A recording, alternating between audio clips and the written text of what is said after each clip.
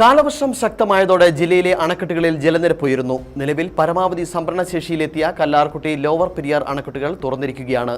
മഴ തുടരുന്ന സാഹചര്യമുണ്ടായാൽ മറ്റ് ചെറുകിട അണക്കെട്ടുകളും തുറക്കേണ്ടതായി വരും. കാലവർഷം ശക്തമാകുന്നതിന് മുൻപേ തന്നെ ഇത്തവണ ജില്ലയിലെ അണക്കെട്ടുകൾ ജലസമൃദ്ധമായിരുന്നു. ഇടുക്കി അണക്കെട്ടിൽ മാത്രമാണ് ജലനിരപ്പ് താഴ്ന്നു നിൽക്കുന്നത്. 2403 അടി പരമാവധി സംഭരണശേഷിയുള്ള ഇടുക്കി അണക്കെട്ടിൽ നിലവിലെ ജലനിരപ്പ് 2343.24 അടിയാണ്. ജലനിരപ്പ് ഉയർന്ന് 2365 അടിയിലെത്തിയാൽ ബ്ലൂ അലർട്ട് പ്രഖ്യാപിക്കും. 2371 അടിയിൽ ഓറഞ്ച് അലർട്ടും 2372 അടിയിലെത്തുമ്പോൾ റെഡ് അലർട്ടും പ്രഖ്യാപിക്കും.